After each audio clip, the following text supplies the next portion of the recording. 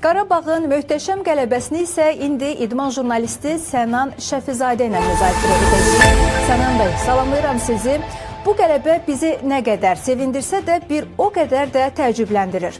Ağdam təmsilçisi son vaxtlar ard-arda uğurları ilə həm yerli, həm də xarici medianı Qarabağdan danışmağa vadar edir. Və sizcə Qarabağın son dövrlər inamlı qələbələrinin səbəbi nədir və necə düşünürsünüz? Ümumiyyətlə bunun davamı olacaqmı? Hər birinizi salamlayıram, təbrik edirəm. Çox böyük bir qələbədir. Qarabağ klubu, Qarabağ camiyyəsi bu tarixi oyunda Azərbaycan xalqına qələbə bəxş etdi. Mən də çox xoşbəxtəm ki, bu oyunda izlədim, canlı izlədim, aparıcı oldum.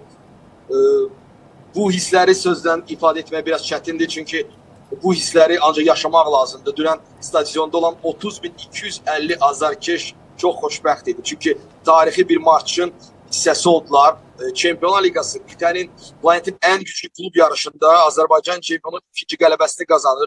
Çox böyük bir qələbədir. İnanın ki, qələbəni müqayisə etsək, yay olimpiya oyunlarında qızıl medal qədər dəyərlidir.